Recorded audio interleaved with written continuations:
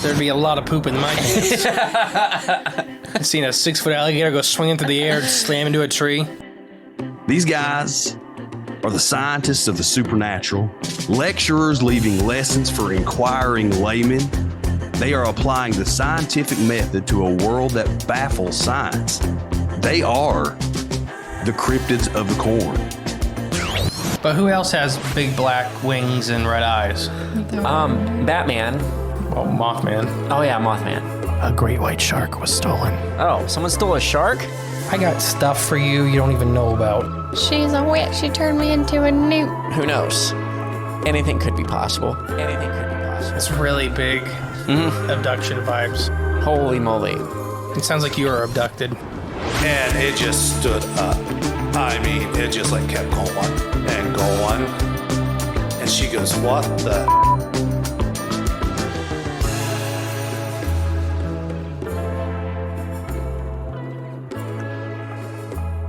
Oops. Hello, and welcome back to Cryptids of the Corn podcast. I am the great and powerful Mr. E. And I am J Clone 34 today. That's all the energy you got? Come on! Yeah, it's been a long day already. Why would you do that? Because you're normally the one dropping stuff, so I wanted to drop something. I don't hardly drop stuff. You just throw things now. No, it's your phone. 99% of the time it hits the floor. That was season 1 me. That's season 5 you. That doesn't even make sense yet. Exactly. You're still dropping stuff. I can tell. I can hear it next January, just hitting the ground. I don't know. All right. Calm down, J Clone, whatever number. 34, I think I said. 34. All right. It's not just us in studio today. That's right. Who else do we have? We are joined by a guest today to share the show with us, Kelly. Welcome, Kelly. Hey, how are you guys doing? Oh, good. How are you? Not too bad. All right. So you have some experiences you're going to come on the show to share today, and we're super excited for it. Sure. Do you have any questions, I guess, first? So I tried not to read anything because Cool. I like to be, surprised as much as anybody. Mm-hmm. But it's your, when we have guests on, we let you guys kind of run it. You just tell your encounters, your stories, how you want to tell them. And then when there's time, we'll ask them questions. Oh, yeah, definitely. Right on. All right. It's your floor. Okay, I'll just jump into her. I guess the first thing was it was around 88, 89, somewhere in there.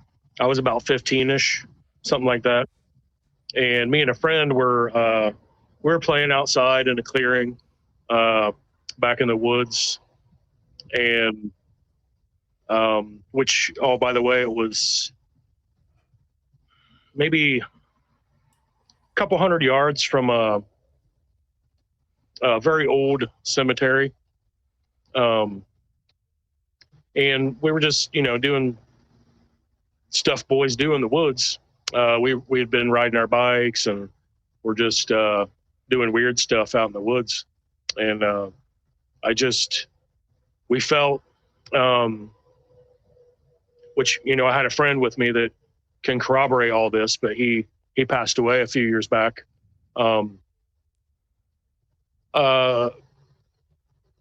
Literally, it's just short and sweet. I just felt weird, like, the feeling of somebody's watching me. Mm-hmm. Something's going on, well, the full, your hair starts standing up, and this was like, the hair was standing up like all over my body, and I'm like, what the heck is going on, So I'm looking up, scanning the edge of the woods, and I see a giant, hairy black figure, and I'm like, what is this? It just super freaky, and the thing was just massive. I'm not a small guy, and this thing was, at least double my size, and I had no context for, what it was or anything like that. So I'm like, so I didn't hear anything come up. They're just completely silent. And I don't know how long they've been standing there, or if it had just walked up to the edge of the woods. And so then it was almost like we had this, which I didn't really see any like facial features or anything like that, but it was almost like we had this so many second long stare down of, oh, you know, now he sees me. So there was like a, you know, I don't know how many seconds went by, but we're like looking at each other, and it was almost like he had this realization that it sees me now. So it took off crashing through the woods. I mean, sounded like an elephant going through the woods, and it was so fast that it was almost like some high strangeness to it, because it was, I don't want to put the word woo in there, but it was like mystifying. I don't know, the way that it took off, and just, it was almost like it vanished in a way. Mm-hmm. But not too far from where it was standing, maybe a couple hundred yards, it goes down this very large hill and into a valley and a creek, and the thing was, you know, gone and over the hill in no time. And I was you know, like running through my head, I don't even know what just happened. So I'm like, you know, I'm seeing something, my mind's playing tricks on me, I'm seeing, you know, something, I don't know. So a few minutes after, I go over to the area where it had been standing, and I could see not footprints, but large impressions in the grass where obviously something large had been standing and pushed down all the weeds and stuff. And I could smell a foul odor in the air, and that kind of cemented something in my mind, like, wow, you know, something really was there. It wasn't just an imagination of my mind. So I sort of, we didn't really talk about it. Actually, I didn't really talk about it for a very long time. But obviously at the time, there was no context for this. I had no idea anything about Sasquatch, Bigfoot, none of that stuff. I was, you know, this was pre-internet, pre-cell phones. You know, I lived in the middle of nowhere, so we barely even had television. You know what I mean? Mm-hmm. So I had zero context of what this was. Mm-hmm. So I just kind of, you know, put it away in a compartment in my mind, and then fast forward to all the stuff starting to come out. You know, like the finding Bigfoot and the all the things that you have at your fingertips now. And once I started seeing all these things, hearing other people's reports, I was like, you know, wow, I got no other explanation to what I saw. It had to be, you know, a Sasquatch or a Bigfoot. Mm-hmm. Because, you know, I know it wasn't a bear, and there's nothing else in the woods that is that large, that can move like that. So like I said, I put it away in my mind for so long, and then I started digging up the memories and started talking about it, and with a lot of other like-minded people. And so yeah, I mean, that's the gist of that story. Mm-hmm. I never felt threatened or like it was going to hurt me or that it was evil in any way.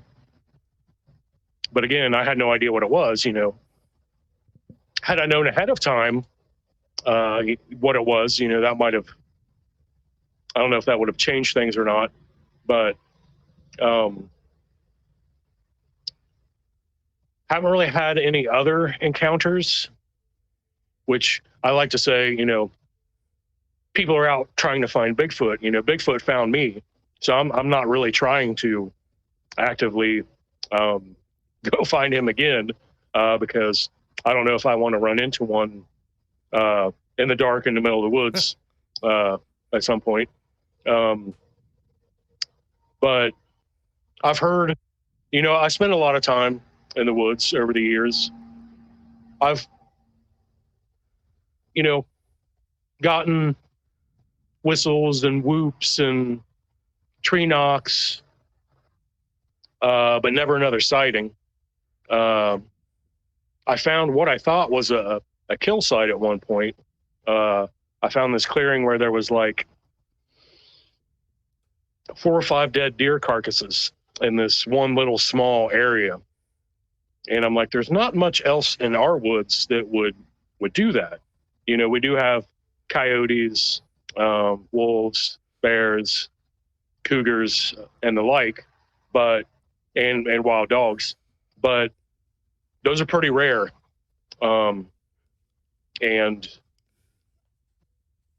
it just didn't seem normal for that much deer killing to be in this one spot. But again, I can't attribute that to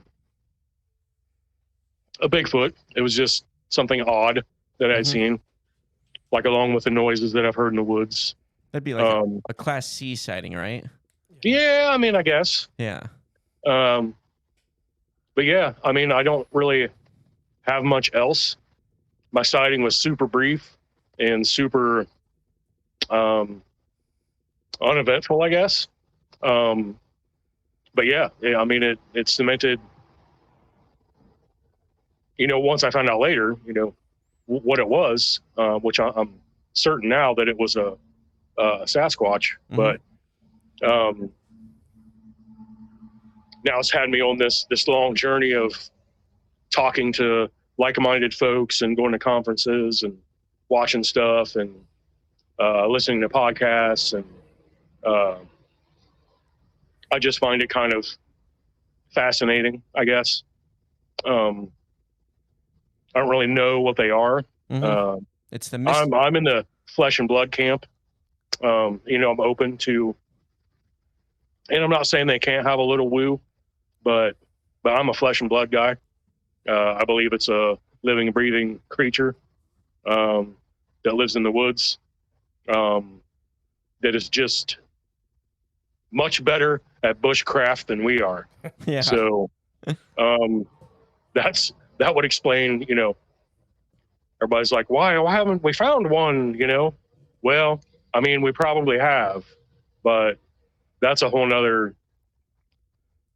kind of discussion with, the government hiding things and hiding bodies and confiscating things. And They've never done that. What do you mean? yeah. So The government is good, right? are you sure? Right. Yeah, the government is good. They only do good things. Trust the science. Right. Yeah. Exactly.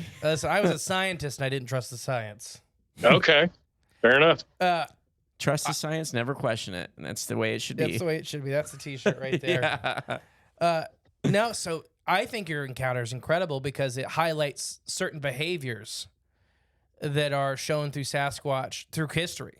For, we can go back 200 years and look at some of these recorded reports, and we're still seeing these same behaviors experienced.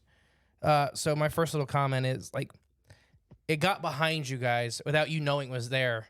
But the second it ran away from you, it was making all this noise. It sounded like an elephant going through the woods, stomping. And so that's a common thing, that they are deathly quiet, almost surreally quiet, until they don't want to be. Right. And that's right. That's a behavior. So to me, it leads that I'm a big believer that if a Bigfoot wanted to get you, it would get you. Oh, sure. The Bigfoot didn't want to get you. Otherwise, you wouldn't be sitting here talking to us today. Right. It just wanted, but for some reason, I believe that, especially these wood encounters, that they let you see them 99% of the time. You don't sneak up on them. It was in a position that allowed you to turn around and see it standing right there. And then once it took off, it took off, So what was the significance about it wanting to show itself and then here's the direction I'm going. And I'm being True. all loud, stompy, and I think they do this a lot to get us away from areas. That they either want to scare you away from whatever you were maybe walking towards. They may have young or, a nesting site or something like that. Or to get you to follow them.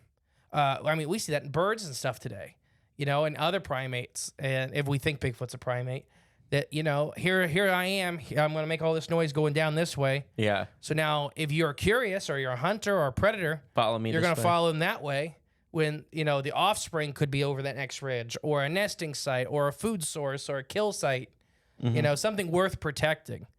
And I think that's why your encounter is very special to me because it highlights some kind of intelligent behavior. We just don't know what the missing pieces were. It had purpose. Right. There was a purpose there, just we don't know. Another thing. Oh, sorry. What do you think about that? I mean, I agree. I think they get super curious, you know what I mean, about children especially and what you're doing.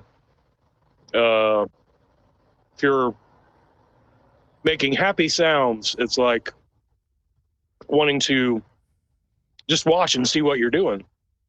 It's almost like studying you in a way. And I think that's kind of what it was doing at the time. And they're called the Watchers for a reason. They just watch. And how old did you say you were at this time? 15-ish. Yeah, so young kiddish, running around the woods. Right, yeah. They do, and I'm talking about every other Bigfoot except the Alaskan Bigfoot.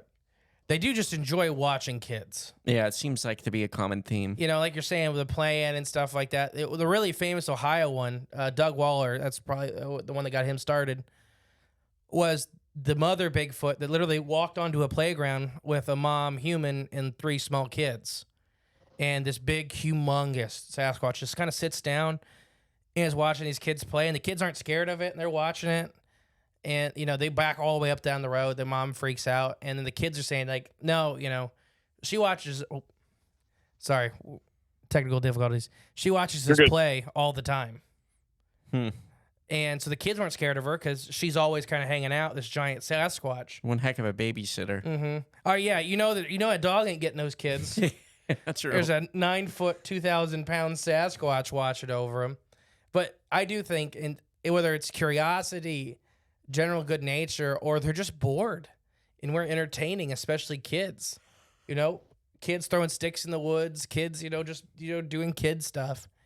It might just be entertaining to watch. It's like watching puppies. Yeah. I mean, they're just rolling around and having fun, but it's enjoyable. What do you think about all that? It's kind of like their television. Right, exactly. It's entertainment. Yeah, I agree with it. What state is this in again? We're in Ohio. Okay, it is Ohio. Okay, that's awesome because it does. I don't know. It's nice. Yeah, we're in the Hocking Hills area. Okay, if you will. Gotcha. Okay. There's a lot. Oh my gosh, a lot of Bigfoot down there. Like a lot of stories And was this the first time, like in that experience when you were 15? Was that the first time you ever felt like off or felt weird and had the hair stand up when you were in the woods? Yes. Well, maybe one other time, but it wasn't Sasquatch related. I heard a whatever you want to call it, a bobcat or a mountain lion. Yeah, that'll do it. Scream in the woods that I was in, and that is extremely unnerving. Yes. Because 99% of the time you will not see them, but they're watching you. And the sounds they can make are like primeval. Like check your drawers kind of. Oh, yeah. Because it's close, it's watching you, but you don't know where it is. Right, exactly. Cats are about as scary as they come. Yeah. I'd rather deal with a Bigfoot again than a cat any day. I think I would too. Yeah. I had also, so here's the thing is when I had my Bigfoot encounter, my dad and my brother had it with me. We never talked about it either. And we've had other people on the show that never talked about it until like stuff like finding Bigfoot and stuff like that. Because that's the same. It's funny enough you said that because it's the same show that brought us to sitting there one day and talking about it again, like 4 years later, 5 years later. And it's just kind of like we all wanted to go away. We all wanted we wanted the genie back in the bottle. We didn't want the mysteries to be right, standing right in front of us. But I think that's a very common, at least U.S. reaction, whether it's a human reaction or not, that we kind of give them, I guess mystique would be the correct word. Mm-hmm. This almost magic or legendary status. And whether they're an animal or not, I'm in the flesh and blood camp as well. But, whether they're an animal or not, we give them that legendary, that monster, the myth status. So when there's a myth standing 10 feet from you, flesh and blood looking at you, that shatters your world, and so It does. It's your brain. That may be your brain trying to be like, okay, no, didn't happen. Let's not talk about it. Let's not, we have to go back to work. We have to eat. We have to function in society. You file it to the back and deal with it later. And then so people were generally, and we've met both, they go of two Well, ways. some people never recover from Exactly. something like that. We've met both styles of people. Some people do like what we are doing, that you want more answers, you want to look into it more, you want to talk to people about it. Or the other people where they snap, like they don't shut down completely, pretty much. Yeah, and it destroys them. There's there's ends where they literally don't ever like talk again and stuff like that. You got to have play that sound effect, like when a Windows PC shuts down. Like, Yeah, pretty much. I don't know what. There's so many theories. Could it be Gigantopithecus or something like that? Sure. Could it be the Nephilim or some other giants spoken of in the Bible? Maybe. Sure. Or we have bones of giants. That we've proven. Science has we found gigantic bones. So obviously it's totally possible. But I don't necessarily agree with, and I don't even know if killing one would do anything, because is it going to get confiscated mysteriously? Right. You're going to get killed as well. It's going to disappear. So, I don't know if that would necessarily do any good. Obviously, if we had a body for study by science, sure, that would prove to some degree, but I don't know if we could make it to that point. Mm-hmm. If you had a body, word's going to get out, and, how far is that body going to make it? I guess would be the next thing. Right. I fully agree with you that. The first person obviously I would try to get a hold of would be, if you found one, would be, like Cliff or Dr. Meldrum, which prayers for him, by the way. Prayers for Meldrum. Prayers for Dr. Meldrum. I've heard through the grapevine that he's okay. Yes. I hope that's true. Because he is a giant in this field, who literally risked his entire career to do what he's doing. Obviously in his predecessor, Grover Krantz, same thing. I hope he's doing well, but those would be the people you would want to contact first. Don't let any government type or scientific kind of person know about it.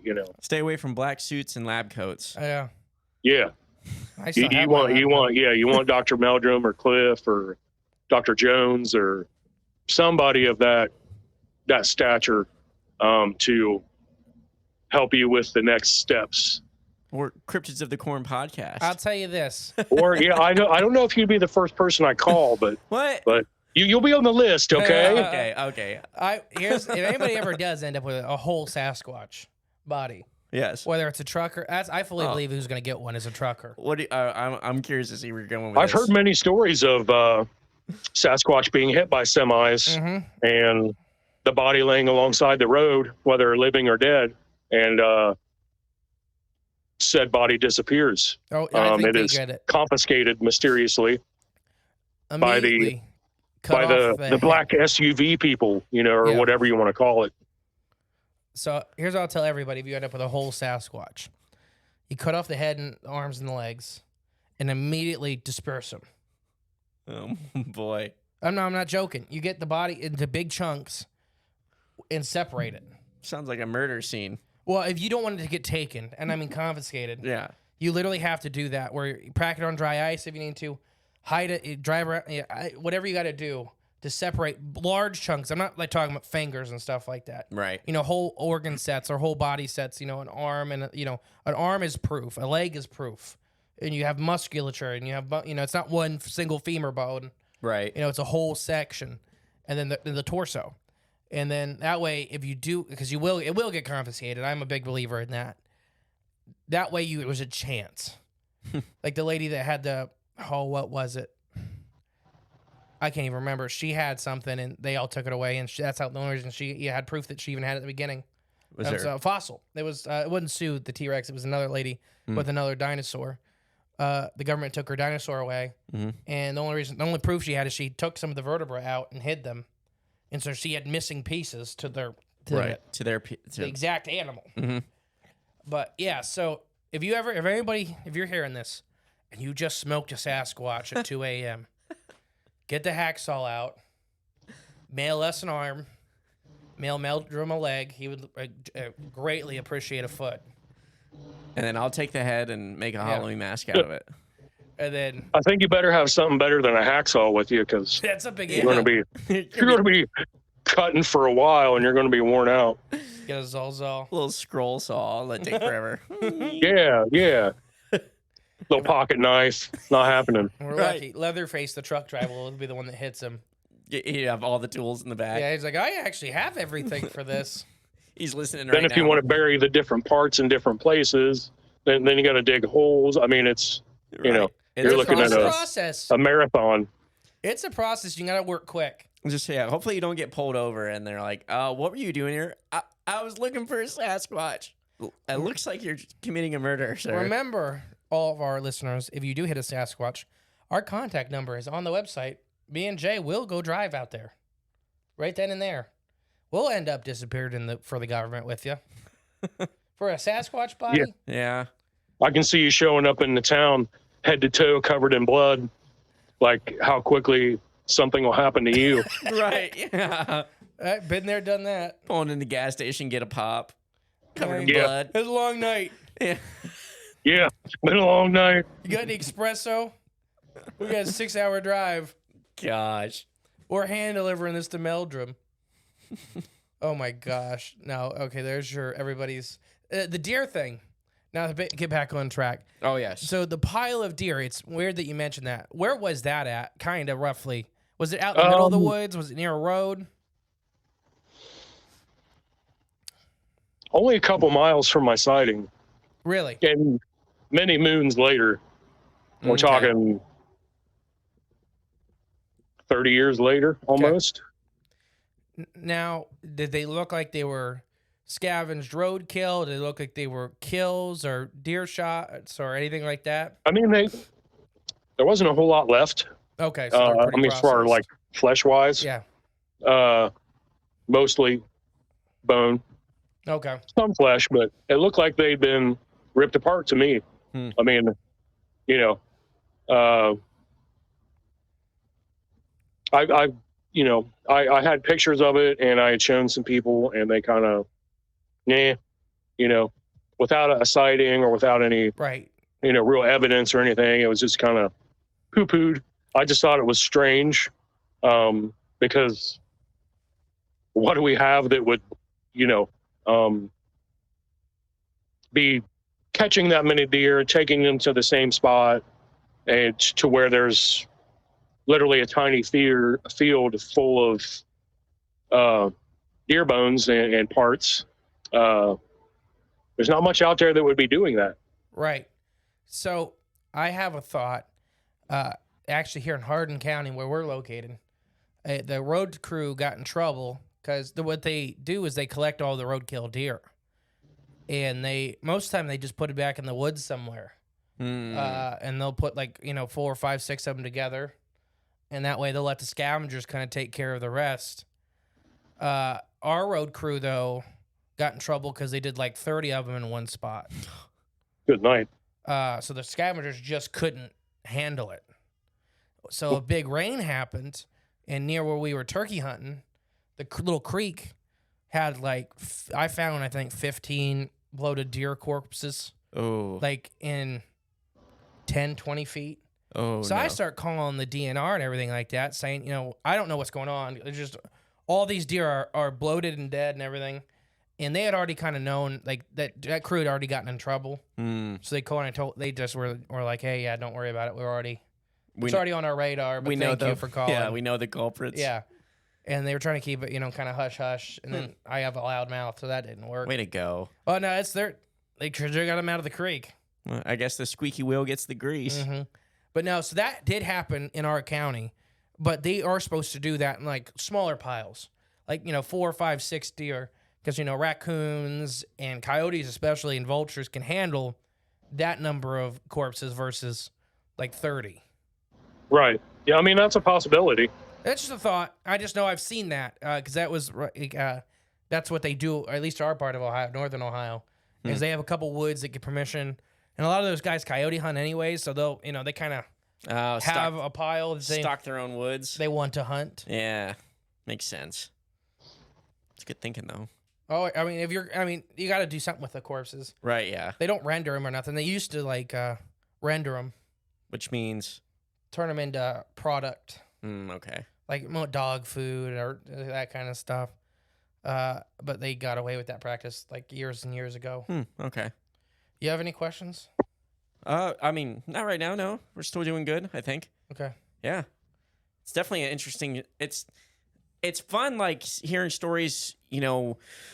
Going back to your youth or something, and just makes you wonder what if. And then as you get older, you can kind of reflect back on things and realize, okay, this is maybe what happened back then.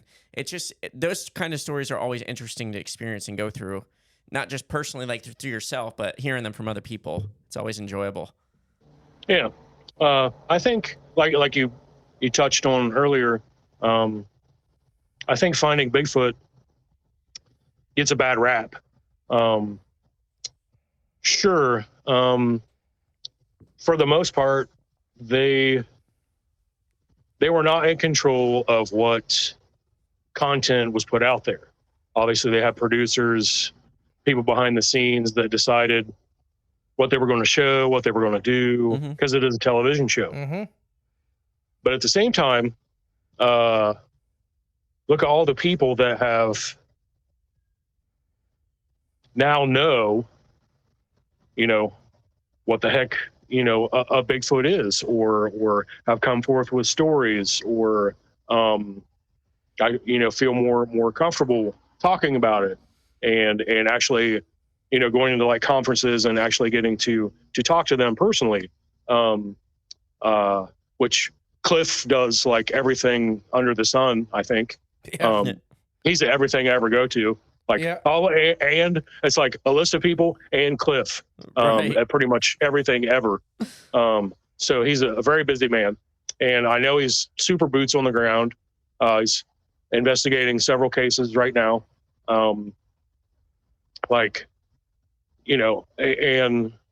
know Bobo has kind of gotten out of the public eye somewhat.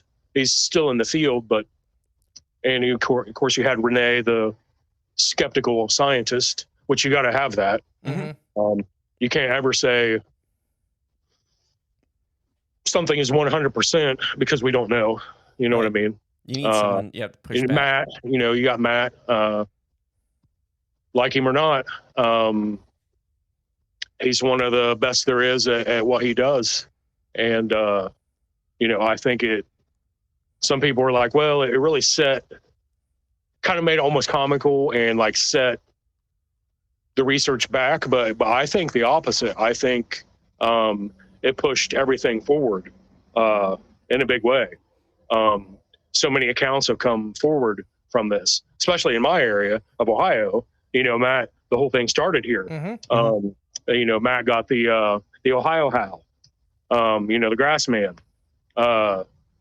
and he still comes back here, occasionally and does things in Ohio, and it led him to form the BFRO. So I think they had a tremendous impact in this field. Yeah, no, and that's the thing with the Finding Bigfoot show, is that it is a TV show. You're 100% right, but they're real people with real interest in the subject that have done real work, and you meet them, like they cut them on the show to make them look, a certain way and stuff like that. We've met them all. We've hung out with them all. Renee tackled me at Ohio Bigfoot this past year. They're great. Yeah, people. I was there. I didn't see the tackle, but she's so fun. but I was there. But they are real people, and they do they genuinely do a lot of work. And if you hear them, they talk about the show, is that like the witnesses are real, the locations are real, right? And then they have to play up, every noise they hear in the woods, and because like you were saying, the producers. There's something on the hill. It's a TV show, right? Yeah. If they did it like a real BFR investigation, a BFRO investigation, it'd be 40 episodes long, and then they'd have a whoop or a tree knock, and then it's like, yes. But they might actually get to see something if they did it like a real BFRO. They might actually capture something. Yeah, but it's going to take 40 or 50 episodes to get there. People don't have. It's like the real ghost hunt. I think they're well beyond that at this point, aren't they? I'm saying people, it wouldn't have got that far. I know, right. People wouldn't have got hooked. Right, yeah. Exactly. When Bigfoot's always right off camera. Or Bigfoot. It's like why Mountain Monsters, and we love the Mountain Monsters guys too. Yeah. But that's why Mountain Monsters got so popular, is because they never once showed a monster, but it's always right there. It's always just off of frame. I think they caught one once and it escaped. No, I think they made a member of the team, and its name's Wild Bill. That's the thing with like Mountain Monsters. Obviously, that was I don't know, very extravagant. Like I don't know. It was just not very believable. Mm-hmm. Yeah, right. But again, TV show. Yeah. If you meet the guys, especially Wild Bill, which I think he's at everything too. Yep. Every time you turn around, there's Wild Bill, and he even shows up to stuff he's not advertised for. He just randomly shows up to stuff. There he is. He's the most genuine dude ever. He is a solid, good guy. And for whatever it's worth, a lot of the stuff they had on their show obviously was just written to be television. But really solid guys. And I think most of the shows you see now or since Finding Bigfoot is just a copy of Finding Bigfoot. Right. It might be more modern. It might be more done in like a little bit of a different way, but that sort of set the bar. So they're all kind of like that since then.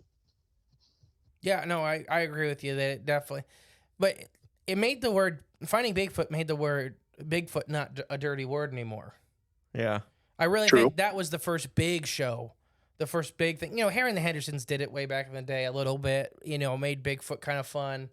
But Finding Bigfoot, the show, kind of, it started on Animal Planet and stuff like that. It just showed that there were people that taken the subject seriously. So if you were people like us that had an encounter and you didn't talk about it, and now you see like, no, there's other people. Actually, a lot of people that take this seriously. I'm not crazy. I'm not crazy. There's these people all over the world that have encounters, these people all over, that are taking the subject very seriously. And I think that's probably the biggest credit for Finding Bigfoot to me, is that it made the word Bigfoot not a dirty word. I like that, yeah.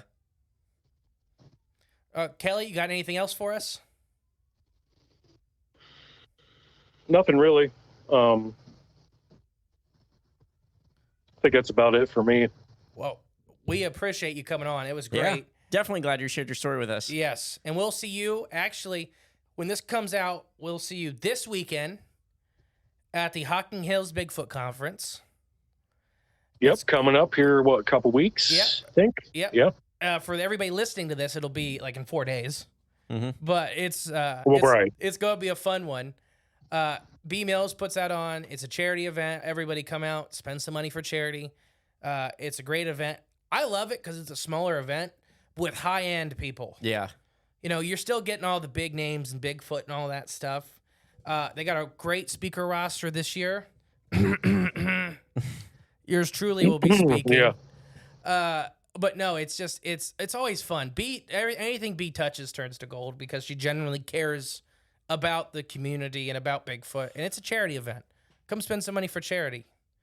And, Yeah, the festival was huge. Oh yeah. Yep. Obviously, because outdoor you can do that. I couldn't You can imagine get that inside. the tens of thousands of people. Right. But obviously that has drawbacks too. Plus you're outside, which can get sketchy. But if it's like 100 degrees, but yeah, the conference has always been pretty cool. B is pretty special. Yep. She's really moved the field along. I mean, she was Bigfooter of the Year a couple years ago, or several, probably 19, by I now. think. Whatever year it was. But yeah, she's good people, and everybody should come check it out, especially because of the good speakers they're going to have. You know. Sorry, I shouldn't be But- laughing. My lungs are still weak. Yeah. I'm sorry. Yeah, I was trying to get Sasquatch. I just talked to Michael Cook about a week or so ago. He's doing a new book. So shout out to Michael. He's doing a new book, and I was talking to him, but he's unfortunately already booked somewhere else, so he won't be coming out. So we'll just have to wait and see who shows up and who doesn't. Right. Yeah. It's always. But everybody fun. should put it on their calendar. What was it? It was it was Jeff. It was Carpenter. Okay. Remember he kept quizzing me on facts. Oh yes. Oh, that's my right. Yeah. Gosh, that at was like last 3 year. in the morning, and I just was rattling off like an encyclopedia, and he was getting the biggest kick out of it. He was enjoying it. I could barely stand. Yeah. All right, Kelly, you know how we like to end this. On the count of 3, we're all going to scream bye. The outro will play, and then we'll talk to you after the outro. You ready? Yep. All right. 3, 2, 1. Bye. Bye. Thank you for listening to Cryptids of the Corn podcast. Please share with a friend you think would like us. It's the best way to help our show grow. Leave a comment, rate us, a 5-star review, and remember, there is always extra content on Patreon/cryptidsofthecorn.com. And don't forget, stay magical.